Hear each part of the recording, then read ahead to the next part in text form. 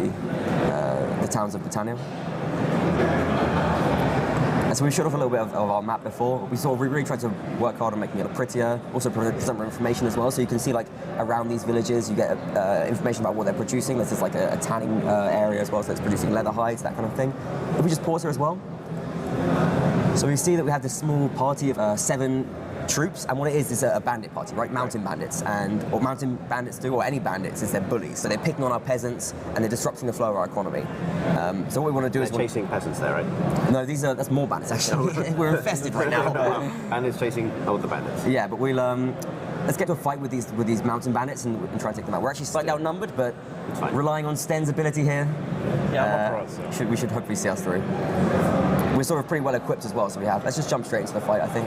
Well, we could talk about what we can see here a bit later on. And so we have like this, we have like a good 2-handed sword, we have a horse, we have some decent gear, and hopefully we can win this fight. So I mentioned already, it's like action RPG strategy and simulation. And what we have in the battles is the action part of the game. It's still the player skill is what counts. When you shoot an arrow, it's all physically calculated. So if the arrow hits someone, that's what does damage. Nothing to do with your character. It's all still your action gameplay, and that's what's rewarded. This is a lovely looking forest, by the way. Yeah, of course we have a lot of frightening scenes now as well. So because it's like Britannia, we have like loads of forests around here, and it's obviously reflected in the scenes when you jump into battle. We also have things like the spanning steppe and the deserts and the tundra in the north. Nice. Absolutely lobotomizing. Okay, and so our companions doing pretty well. Actually, they've been taken out. Oh my god. Sten, come on. Come on. I got it. Hold out. Okay, so we've got this big weapon, right? It's still the mounted blade combat. You have a lot of direct control over your swings and I like that your name is Phil. And so it's kind of we won. No, this guy left. Okay, so we can take out our bow. Obviously, still have first and third person mounted distance combat. A great variety of weaponry as well. Hey. He went full Boromir there. Okay, so brilliant work. We took him down. You can see we have our big 2-handed sword right here. If we just show off how the combat's still working, the blocks and the attack directions the same way, but we sort of deepened it and tried to make it a bit like harder to master at the same time. We've added lots of new animations, made it look smoother and more attractive as well. Let's jump out of the battle then. Oh yeah, we have a bit of information here. We can show this in the large battle, the screens and the detail we get there. Let's grab the bandits, prisoner. So fortunate enough to survive, but unfortunately not fortunate enough to avoid a life of slavery as when we set them off. Let's head on there, and we can loot some of their gear as well. Rough fur armor, that looks pretty good. Let's grab that, that's cool. Sweet. Okay, nice. Alright, let's continue into Dunklanis. Yeah, alright. Okay, so so when you enter a city, this is what you get. A menu of options. You can join the tournament directly, or visit the tavern, or go to the castle and speak to lords. We've improved these screens from our previous games. Now you can see which people are in the city, and you can also see information about the city, its garrison, and the population's morale. Now the reason we give all these options is because it's always up to the player if she wants to explore or not. And we reward this in different ways in Bannerlord as well. And we'll talk a little bit more about it later. For now, we're going to pick up our companion and the troops which we have garrisoned with him here. And he is in the tavern. You can see he's in the tavern from right there, so. Now the taverns and other parts of the cities as well, we've worked a lot on creating atmosphere and making the world feel more alive of Calradia.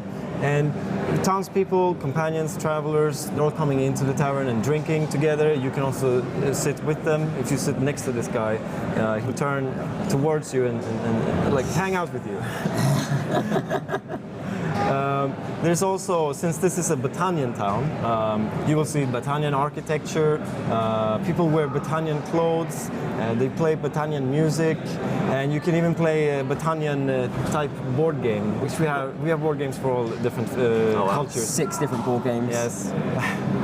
It's a way you can earn money. You can also play with lords while discussing politics. So we're going to pick up our companion and our troops, and we're also going to ask him to follow us because we're going to need him in the town later.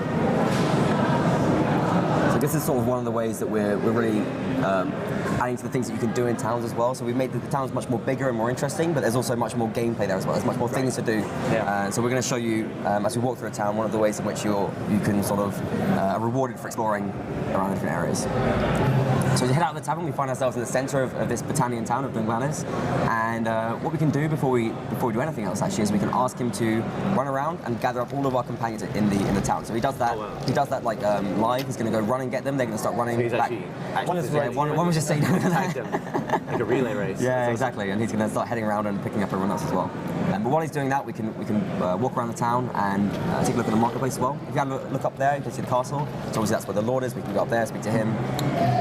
The verticality of it feels very different to it's a brand new engine. So graphically, obviously, the graphic fidelity is vastly improved over the previous game, and there's so much more detail and attention paid to the scenes, and you can really feel the culture with all of our immersive different features that we have, like so much of the music and all of this great feeling of being in a Britannian town that we have right now.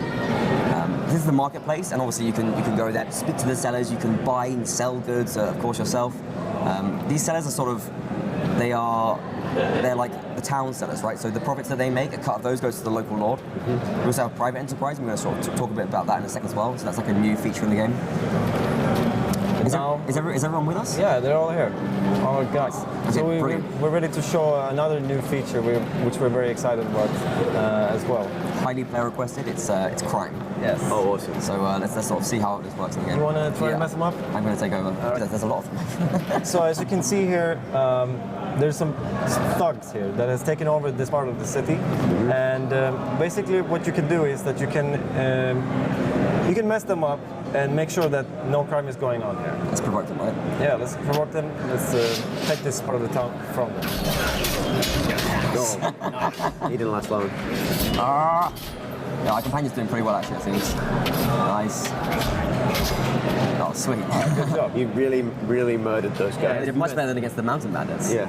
So now we can place one of our own companions here, since they're all still alive. We couldn't do it in the last demo we did because well, they were killed.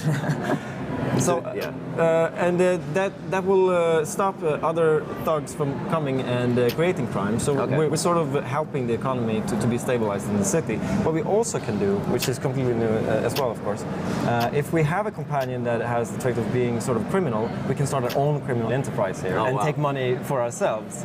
And since we're part of this faction and we know this lord who owns the city, that would cause a strain in our relationship if he would find out. So, but we don't care about that, right? But if you're ultimately interested in destabilizing a city, you could start crime there first. Definitely. Yeah, it's a great way to earn money, particularly early in the game.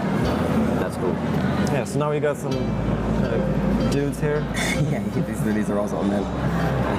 Okay, so now that we've covered the sort of the illegitimate business of the game, we can look a bit more at the more legitimate side of things in the private enterprise I mentioned before. So the shops that are inside buildings, these are privately owned, and they can be owned by, they could of course be owned by the local lord, but they could be owned by another lord, right, or a merchant, or the player. And so you can buy these, and they're also really dependent on local supplies. It's blacksmith, and what it's doing is it's